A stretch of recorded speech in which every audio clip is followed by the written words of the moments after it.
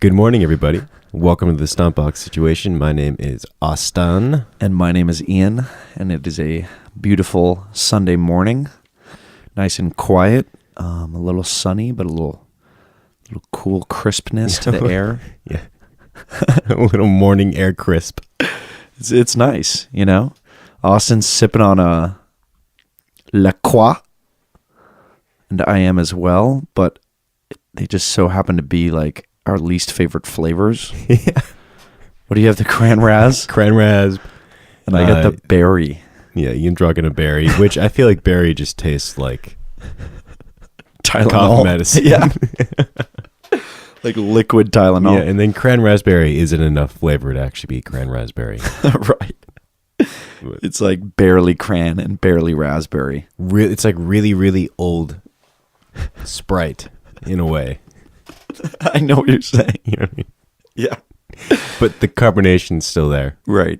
It's like you cracked a Sprite open from like a early 2000s Sprite here in 2018. Yeah. It's just the flavor somehow dissipated, but like the carbonation stayed because you never cracked the lid. It's a little rotten somehow. That's why it tastes like raspberry. It fermented. Yeah. You made your own little like Sprite beer, Sprite wine. Well, it's kind of like, okay, is LaCroix really that good though? No. Is it good? You know, it's refreshing. You know, 'cause it's a supplement than just water. It's just a little more spicy. But spicy. is it good? Is it flavorful? Not really. No, not And really. the flavor dies literally before halfway you're done with the can. No, it's true. I mean, if we're being, if we're being honest. being honest, we'll say our answer 1, 2, 3. No. Not flavorful. It's just, okay, because the thing is, I think my evaluation of it, like, I definitely agree with what you just said. I mean, I think one point is that it's an alternative to just drinking water, which is great. Water's great. I'm not one of those people who like has a Drink water's great. It is because there are those people out there who are like don't like drinking water at all. You know? Yeah. Oh yeah. You ever met somebody like that? Yeah, my friend Bright is like that. Yeah, exactly. I have like 2 or 3 friends like that who they just don't drink water. They'd rather get their fluid through stuff that. Yeah, he drinks Coke. Oh, see, that's terrible. It's awful. I mean, But he's still here today, so. sure, but I'm just like, think about the sugar I know. consumption. Yeah, he's a monster though. Yeah, one of those people who just like is a tank. He's like one of those guys that would chug a whole like vodka bottle and then feel nothing. Oh my God. He's that guy. Just a beast. Yeah. Jesus. Yeah. But I think the other point is that it's like you sort of fool yourself into enjoying it, and then you're like so far down the road of enjoying LaCroix or like drinking LaCroix that then it's like you're not turning back. Yeah. Like so I it's got kind of like an acquired taste. right, you're saying. but then you still recognize that it's not that good, even once you have the acquired taste. But at that point, you're already feet. Yeah. You already Honestly, jumped in man, feet first. That's how I feel about beer. To be completely honest, that's how I feel about beer. It's like when I first had beer, I didn't like beer. And then I forced myself to enjoy beer. And I still don't really like beer, but I'll drink it. I know what you're You know? saying. Yeah. Like Like I've never cracked open a beer and been like, oh, this is so good. Me personally. I know a lot of people have because a lot of people like beer, but no, I relate to what you're saying. I mean, I have those moments where I do feel that way. I think I get the point you're making of like, it's never on a flavor level. Is it really actually as enjoyable as it seems or as people make it out to be? and you know what? This is the perfect transition to what we're talking about today. If you work on something long enough, do you actually enjoy it? Right. If you've worked on something long enough, do you really enjoy it anymore? And if not, then do you continue to do it, or do you continue working on it? Could you ever work on something so long and you start to question, is this even a fucking song at this point? You know? Mm-hmm. Like, are these just waveforms flying past my screen? You know? Well, yes, kind of, right? You know? I You start to mean, question everything. right. Especially, I think, probably more so, and I'm just assuming, but sitting in the chair of like the engineer or the mixer or master or producer, like any of those roles, doing sound engineering, I feel like you probably analyze it even more on that level, right? Yeah. You definitely do if you come in and do takes and you just hear the song over and over again. It becomes like, What am I even hearing? yeah, it's like mashed potato. totally. Yeah. Yeah. You definitely don't get to enjoy it in the same way you do if you're like listening to somebody else's record. Mm-hmm. Like mastering stuff. I've been mastering songs recently. And that's really interesting because I don't get to see what they put in the track. You know, I don't see how many takes they did. Mm-hmm. Or like how many plugins they used or what kind of processing they do. I just get to hear the final track and I just get to master it. And it's so interesting to do that because I come in with such fresh ears and a fresh mindset and a different perspective on the song that I feel like they as of like the client would never have, or the artist would never have, because they've known the song for years. They've recorded it for months, mixed it for months, you know, and they're so, I guess, trapped in this idea of the song. And then when you send it off to somebody new, like that would be me for this example, it was like it's so interesting just to like kind of guess what they're doing. Mm-hmm. Yeah. You know? Yeah. Because you've been on that other end. Yeah. You know, I hear what you're saying. Would you say, though, that in those different roles, though, whether you're like involved in the recording or not, you know, to kind of tie it back to what we were kind of the topic, I guess, do you think you still get to that point where you're just looking at all of it as like sound waves and it becomes less and less of a song to you? It's just like, oh God, totally. Okay, here's this part, and you've heard it 400 times, or I guess it's an exaggeration. Are you talking about mastering or recording? I don't know. Maybe you could share a little bit about both, like where you land on both for that type of idea. Yeah, because I feel like when I'm recording somebody and we do countless number of takes, at some point it's kind of like they're all pretty similar. Like there's so many minute differences on each one, so we're just kind of picking a vibe at that point. And I used to work with this one engineer, and he told me that after the 5th take, if they don't have it down, or if they don't have like a general idea of how they should play it after the 5th take, then they just aren't ready. Which is an interesting mindset because he's been through the years of recording bands and recording artists. So he knows like he doesn't want to waste the time of doing like 40 takes. You know, because that typically means that they're unsure of what they're going to play.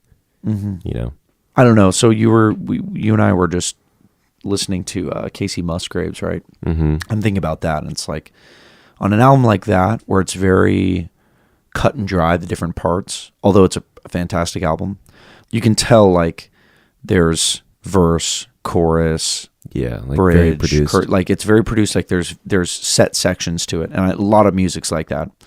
Do you think in that type of setting, that's where that type of mentality is useful? Where I could see like you go in and do like a rock and roll solo, and after the 5th time, if they don't have a solid take, I feel like that could be maybe detrimental in that type of scenario. Do you think that? Or I think when it comes to that level of professional production and like professional engineers, I think doing those extra takes doesn't really matter, you know, because everybody knows what they're doing. There's probably a bad way of answering that, but I feel like, you know, like recording bands that are just unsure about the part is what I mean. You know? I see what you mean. It's like we're doing drums today, and the drummer comes in and doesn't know what he's doing for the verse, and he's like, right, yeah, I don't really know. He'll do a pass, and then he'll say like, what should I play during the verse? That's when it's like, right, now we're just wasting time. I see what you're saying. You know? Yeah, there is a distinction there for sure. Rather than like, I feel like when they were doing like drums for the Casey Musgraves new album, they probably talked beforehand, or she probably had a good amount of time of pre-production of just band practice and stuff. I'm just guessing, but yeah, no. You know what I mean? I get what you're saying. It's more like figure out what you want to do, and then we'll do it. And then we'll track it. Yeah, it makes sense. Yeah. Do you think you should continue to work on things? And I guess I'm asking you because you hear a lot of different music. I know you've been doing mixing. I know you do some mastering. I know you engineer, right? Like you do all sorts of things for people's bands. You're involved in a lot of different levels. So I feel like this is a better question for you in some ways, but do you feel like at some point when you do get tired of the music or you get burnt out, do you think you should pull out and have somebody else come in, or is it more like you just finish the job and then move on? I think it depends on what role I'm doing. Like if I'm just engineering the song, I would never take a producer role. I wouldn't step on that person's shoes. To me, I only care about if it sounds good and if things are interacting nicely with one another, So I feel like even if I do like the song or not, as long as it sounds good and everybody's happy and I'm still like creating this sonic image of what the band and producer wants to hear, then like I'm totally cool. But if I was producing it and I wasn't really connecting with it, usually I just say something like I don't like it, stuff like that, because I feel like that's why they contacted me. Right.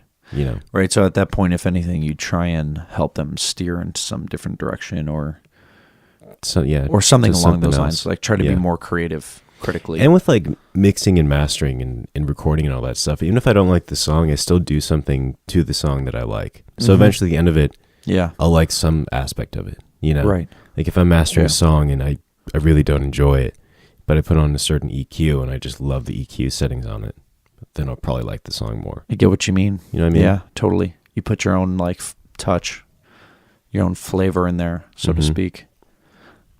Yeah, it makes a lot of sense to me. Do you feel the same way? It's like you're coming in to record a song on like a hip hop beat. I know you don't listen to a lot of hip hop songs, that's what I'm saying. Like, no, totally. And then you put your guitar on it or you put bass on it. Do you typically enjoy the song more after that? That's a good question.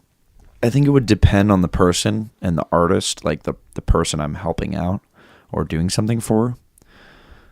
Because I think about a lot of the stuff I've done has been with someone whose like beats or their music I actually enjoy, even though I'm not that much of like a hip hop rap fan.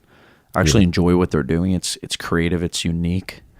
I enjoy the samples they choose.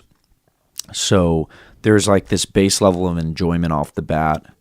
But I think to speak to your question, I definitely enjoy it more once I've had the chance to contribute something to it, because I feel then a part of it, like I've got to put some sort of little signature in there that's mine. And at that point also, put a little Ian Spice in there. Yeah, exactly. Yeah. And then it's also a collaborative effort at that point. So I feel like that brings me closer to the music and makes me enjoy it more, I'd say too. Yeah. But yeah, I mean, I think if I wasn't enjoying something and I was already there in the moment, I'd follow through with it. You know what I mean? But if I had the chance to review something before and I just really didn't connect with it, I don't know that I'd come in and do something for it, because I'm not sure if I'd do a great right. If I have the luxury of saying no, then I might say, I just don't connect with it that much. I don't know that I'd come up with something useful or productive or just, like it's not your vibe. No, yeah. Like if someone asked me to come record on a punk record and I needed the money and I knew I could do it, okay, I'd go do it. But if I just felt like I was doing it just for the experience, I'd most likely, say no to like a punk record. Like if someone said, "Hey, can you come in and do this?" I'd probably be like, "No," because I just won't actually produce something that serves their music well. Yeah, yeah. I don't know, because that's a big part of it for me. I don't know if that is something you think about a lot. I think serving the song. Yeah, just serving the music, serving the song all the time. Yeah, that's like my main stress. Yeah, because why else do it, right? Yeah, it's like you're trying to make the song better.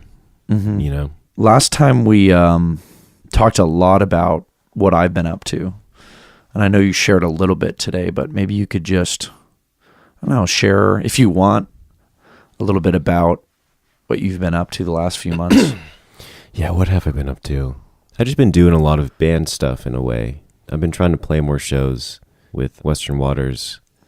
I've been trying to get this other band that seems to die every week and then gets reborn every week to just have some sort of longevity. That band's called the Watsons, kind of like this indie rock thing. Other than that, in playing, I've been trying to get more jobs, just more gigs and more experience as a mixing or mastering or recording engineer. So I've been putting myself out there doing that kind of stuff. Been picking up mastering jobs. I don't know, why not just try out the experience? Right. I've been recording Sir Please's next new single. So I'm actually going to go mix that today and see how that turns out. And I've just been doing little stuff like that. Like trying to pick up EPs of people or pick up singles from people. Still working on my own stuff. I don't know. Just trying to be in the studio as much as I can, really. Mm-hmm. You know? Yeah, totally. I feel like nothing super life-altering has happened to me. Like you had the decision of doing music and you switched majors and like you chose this whole new life path. I feel like I've been riding the wave of wanting to do this. Not saying that you haven't, but I've been riding the wave of wanting to do this for a couple years now. So right, I feel like you've been oriented on a day-to-day life, like on the scale of day-to-day life. You've been oriented toward it for a while. Because I know what you're saying. Like I've wanted it, but you've been actively, I think, pursuing it because there hasn't been something else in the way or something else keeping you from it. It's been like, okay, that's what I'm doing, and that's all I'm doing. And I feel like, I get what you're saying when you're saying sort of I've been riding the wave of that a lot longer in some ways, or you've been at it for a while now. Yeah, so I'm just trying to keep going at it. Right, but things. I guess, at least from the outside, it seems like there has been some life changes where you decided to leave your day job because that is true. It's kind of making you miserable. Yeah. And you decided, well, you know what? I'm just going to go even deeper into music. And I think that's then pushed you to go and explore some of these things you were just talking about, like mastering. No, that is true. I did leave the day job and then kind of dove into music more and then got a job as a studio tech. There was a life shift of where I'm kind of like throwing my balls in the court, Mm-hmm. Yeah. So that did happen, and that did open me up with time, of course, and just commitment levels. I feel like since then I've definitely improved in a way, which is interesting. It's like my ears have improved. I was thinking about this the other day. My ears have improved recently where I can hear minute things, but my ears get tired really fast. My stamina went down, but the accuracy went up. It's interesting. Yeah. Why do you think the stamina changed? I don't know. I have no idea. Before you could work for 6 hours with sharp ears, and now, I mean, I know this isn't like real timing, but like, let's say you could work 6 hours sharp ears. Now it's what, 3 or 4 or something, and you're like, now, like one day I did 9 a.m. to 5 a.m. of recording, and the whole time I was like fully aware of what I'm listening to. Mm-hmm. And then now I can only do like 12. Let's say I start at 12, so 12 to 4 or 5. And then after that, everything just seems to be mashed potatoes. But I feel like I can hear more now. Yeah, maybe you're just more discerning, and maybe even in some ways, maybe it's just like you've taken a healthier stance at recording and listening, Maybe before you were just pushing yourself, and now maybe you just see that it doesn't actually maybe make it better. I'm not sure. I'm just kind of throwing some stuff out there. But it's like I wasn't even trying to push myself last time. I just kept going until I got tired.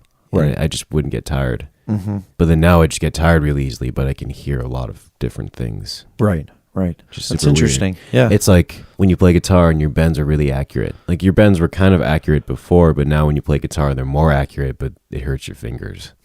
So you don't bend as much. I see what you're saying. It's super weird. Yeah.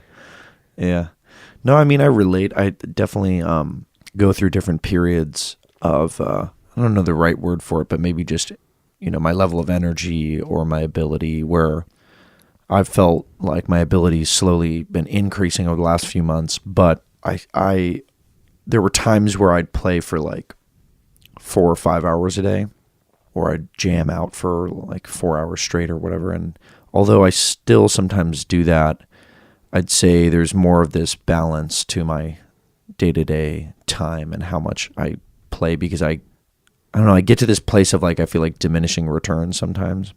Maybe that's what you're feeling. I'm not sure, where it's like, I used to, like the few times I played with you guys, I would go to a practice, and then oftentimes I'd go home and play my guitar for a couple more hours or whatever. Yeah. And now I'll just play the practice and then go home and rest, which I never used to do as much before. It's interesting, keep isn't going. it? Do you feel like you're getting better though because of that? Yes. Yeah, I don't know if it's because of that, but I think maybe I'm playing, I don't know. It seems like I'm playing more frequently, but not for like extended chunks as much. Yeah, you aren't burning yourself out. Right. And I think maybe it's because before I'd be in class, studying computer science or calculus or whatever, and then I'd come home and maybe just feel this fire of like, oh, I gotta improve today or something, and then I'd put in a few hours, but then the next day I'd have a bunch to do for class, so I'd like take that time off because I didn't really have the time to play. So I'm thinking maybe it's just as a result of that, that it's changed, and maybe that's why I've gotten better too. It's just more frequency, and I have more time to dig into like better practice habits, I think too. I don't know that I always had great practice habits when it came down to it. Yeah. Like practice techniques, or just meaning schedule-wise? Not schedule-wise, more technique, more like instead of sitting down and having fun with my instrument, which I still do obviously, but instead of doing that for a couple hours, like I'll make sure always there's this space in there where, I'll work on a bunch of stuff and the metronome's on the whole time, and I'll play stuff at like 50 BPM and work my way up to 100 or 100 and something just to get my hands like more dialed in, my timing more dialed in. And before I do that, but for a much shorter period. And I feel like now it's just more of a focus on that type of thing. And,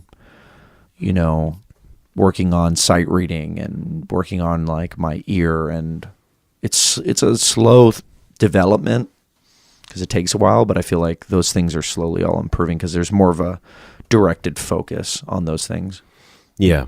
Not as much of like, I'm going to do this for 30 minutes, an hour, and then I end up just like, jamming over backing tracks that I'm making or that are on the internet or whatever. Like now it's more like some days I just do the concentrated practice. And it's not as fun always, but I think that's the stuff that kind of just makes you better at the end of the day. And I read this interesting quote from some engineer in Nashville, and he was saying that once he kind of took his music career and looked at it as a 9-to-5 job and treated it as a 9-to-5 job, he just got so much better because he was saying he used to do like the noon to midnight and like early morning to early morning, and just like kill his body and do that kind of stuff. Yeah. He was saying that once he kind of broke it up into a normal like 8-hour day after he would go home to his family and like his friends, go out and enjoy his life, he said that it just got so much better because he wasn't like killing himself over it. Right. Which, I mean, makes a lot of sense. And I think has to do maybe with, it might be what you and I are doing sort of unconsciously too, which is taking a devoted few hours, really putting in the work, and then just taking time to actually rejuvenate and recuperate and rest yourself in a way. Yeah. And I definitely relate to that though. I don't know about you, but I've been trying to shift to that a little more, like with my playing is treat it as this discipline, because I'm not that, I'd say full-time as a player really in a lot of ways, very part-time as far as it being my job. And part of that's because I'm going to go to school and study. Part of it's just because I recently really decided to put myself out there. But I think even in light of that, or in lieu of that, I should say, I still been looking at it more as like a discipline where there should be a devoted time in my day where I do that and treat it more like a job in some ways. And not to suck the joy out of it, but just to not kill yourself over it. Not kill yourself and also genuinely get better.